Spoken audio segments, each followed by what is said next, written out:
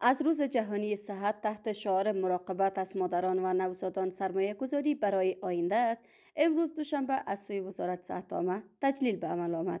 مولوی عبدالولی حقانی معین ارزی خدمات صحی این وزارت در مراسم یاد شده گفت که این وزارت به هدف ارزی خدمات صحی با کیفیت و عادلانه برای تمام شهروندان روی مکانیزم کار را آغاز کرده است تا با تطبیق آن خدمات صحی را در مناطق دوردست، روستاها و محلات که خدمات صحی وجود ندارد برسانند. وی میگوید که وزارت صحت عامه به گسترش خدمات صحی در روستاها و مناطق دوردست، بلند بردن کیفیت خدمات و گسترش ساحه دسترسی به خدمات صحی تمرکز دارد. اسلامی امارت د ټولو افغانانو د روغتیا د ښه والي لپاره ژمن ده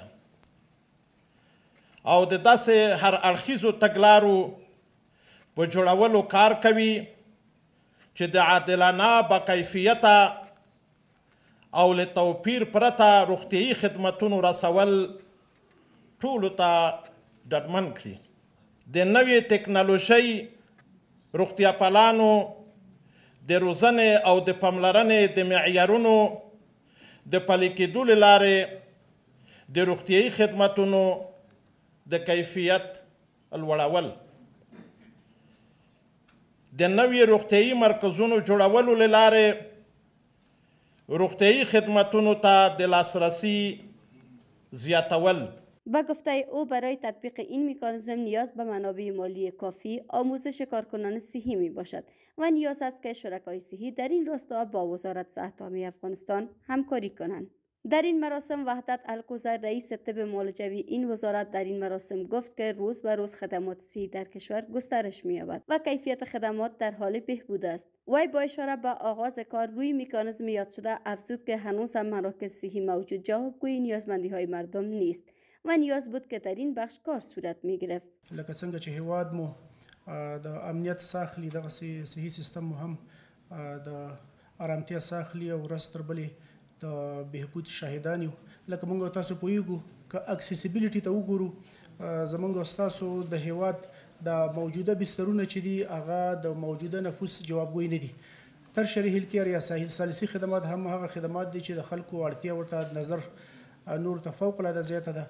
خو یو شی چې موږ ورسره په ستونزو کې لاسو ګریوان یو هغه دا ده چې د دې خدماتو د اندازه کموالی دی. در همین حال مکتا شرما معاون سازمان جهانی صحی در افغانستان در این برنامه گفت که امسال ما تحت عنوان آغازهای سالم آینده های امیدوار کننده متحد می شویم و تشخیص می دهیم که صحت مادر و نوزاد سنگ بنای خانواده های و جوامع پر رونق است. I would like to share with you سالانه در سطح جهان هر 7 ثانیه یک مادر یا نوزاد به دلایل قابل پیشگیری جان می‌دهند و سالانه نزدیک به 300,000 زن به دلیل عوارض بارداری جان خود را از دست می‌دهند.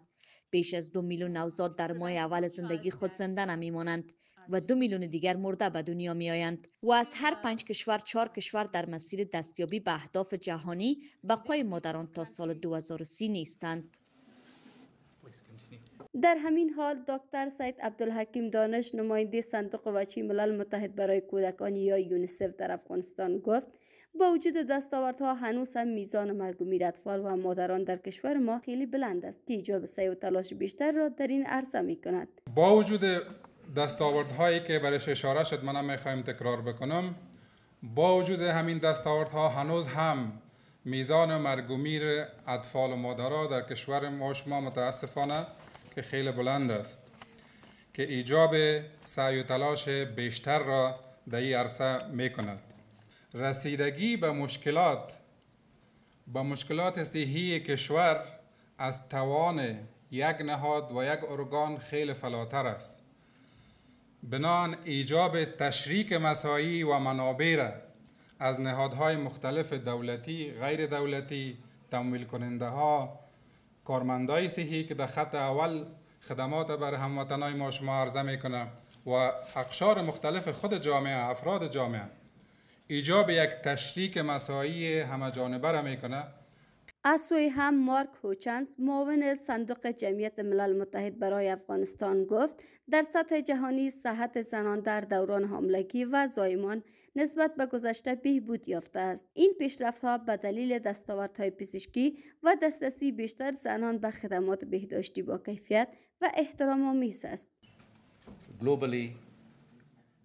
در سطح جهانی صحت زنان در دوران حاملگی و زایمان نسبت به گذشته بهبود یافته است. این پیشرفت‌ها به دلیل دستاوردهای پزشکی و دسترسی بیشتر زنان به خدمات بهداشتی با کیفیت و احترام آمیز است که از نشانه‌های دلگرم کننده است که امروز تولدهای بیشتری در مراکز صحی انجام می شود.